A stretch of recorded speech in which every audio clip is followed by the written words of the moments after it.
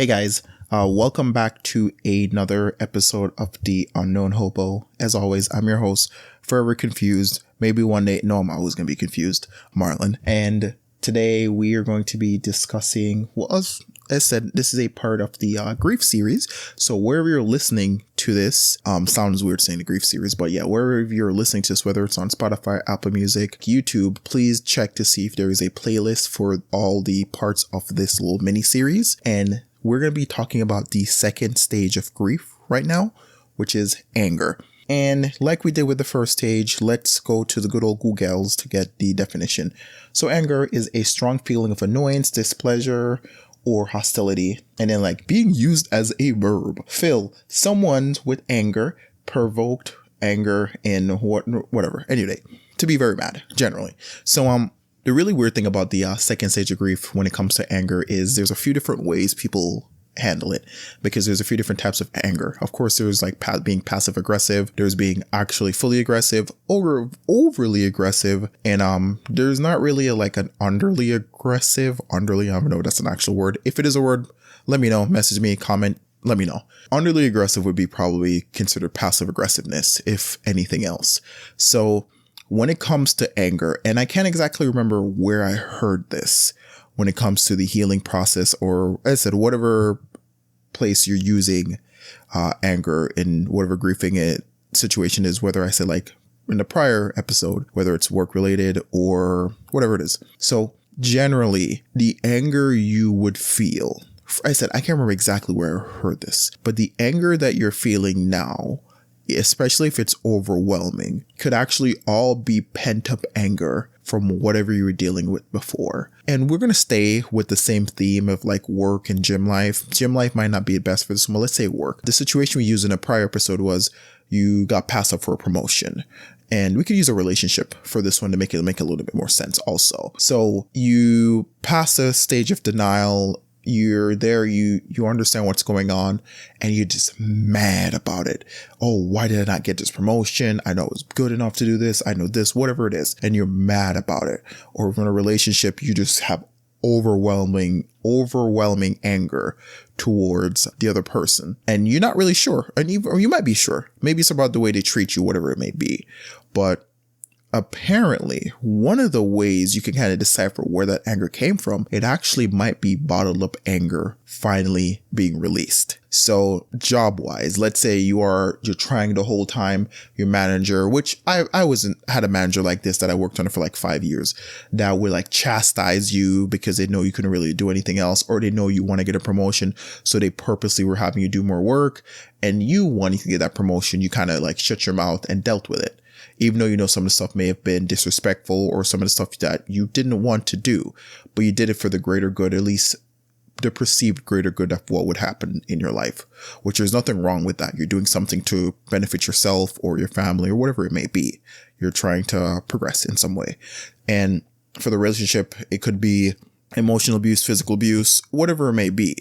It might not even be abuse. It might just be like, oh, I'd be stuttering. Jesus, I'm stuttering all over the place. Anyways, it might just be a very toxic person in general, and you didn't feel like you could communicate. So the cool thing, or not really cool thing when it happened, is you finally get into a situation where you're not tethered to the restriction of shutting up. And you might consciously not want to be angry, but those ideas of, oh, I got passed over, or this person did something bad to me, is starting to like erupt because it finally got a crack or a taste of fresh air. Because depending on the situation you're in, whatever the grief it may be, there's always a bright side or a silver lining to things.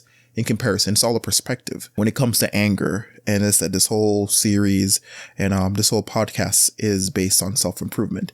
You need to learn to harness your anger. Anger is all fun. There's, of course, people say, oh, well, there's bad anger. You shouldn't be angry. No, whatever, bro. Yeah, you can say you shouldn't be angry, but it's not about if you're angry or if you're sad or whatever it may be. It's about how you use it, how do you harness that energy to progress in general? Like me, I can say like my family is very angry people, but as they got older, they learned how to control it. I learned how to direct mine in a productive way. Like you have to learn how to, and even like sadness, happiness, you direct it in a productive way. For example, of course, the whole relationship, everyone kind of notice if they've been through a very big breakup, things that guys end up doing after breakup is their anger, sadness, whatever it is, they just like dive into working out, getting in shape, whatever it may be. It is progression. You'll hear people say, oh, well, you shouldn't be working out because of this reason. Who cares? I actually have another episode about that. Who cares? At the end of the day, whatever makes you progress and improve yourself, do it. Even if it's for petty reasons, do it. There's this guy on TikTok that says he's beautiful only to be petty. Do that. Harness that anger. If you want to be angry, but don't be lazy. That's the big difference. One thing I would say not to do, and this is a very pretty serious not. You can be as angry as you want, but don't direct it at other people. And you might direct it at other people without realizing it, but what I would say is set yourself with a few rules, because it's very hard for you to direct anger at people if you follow these rules. Now, the first one I would say is don't insult anyone. If you can refrain from insulting anyone, even passive aggressively in any way, just say, I'm not going to insult anyone. Because the reason why, if you're an angry person at the moment and that starts to seep out, that's fine. But when you start insulting people or acting aggressively towards them, that's when it becomes problematic. And you might not even know you're acting aggressively towards people. But I would say the first step in gaining control, especially if you're in an argument or whatever you're dealing with, is first treating people with respect. So don't insult anyone. That's the main thing. And if you are someone where you're like, well, that's part of my speech pattern. No, take it out. Because in this moment, you could be saying something to someone very meanly in a clearer mind. You wouldn't do it. My voice just got really raspy, but in a clearer mind, you wouldn't do it. So completely remove insults of any type. And that's the one thing I would say you should do. Of course, saying, oh, check your tone, whatever it is, take some time to introspective or just review the things you've done. Same thing like in the first episode when we were talking about denial. We're in anger. You're mad. Be mad. Why are you mad? You don't know why you're mad? No problem. Use it for something. Go work on something. Be petty. Whatever it is. Oh, your boss didn't give you a promotion? Be petty. Look for another job. Make sure it pays more. Oh, relationship didn't work out? Be petty. Work on yourself. Quadruple the amount of money you make. Do a ton better for yourself. Oh, you didn't get as strong as you did in the gym? Don't take steroids. Just go work harder. That's one of the reasons that's one of the few things there's like a somewhat shortcut. But at the end of the day, it's okay to be angry. There's no problem with it. Just harness it.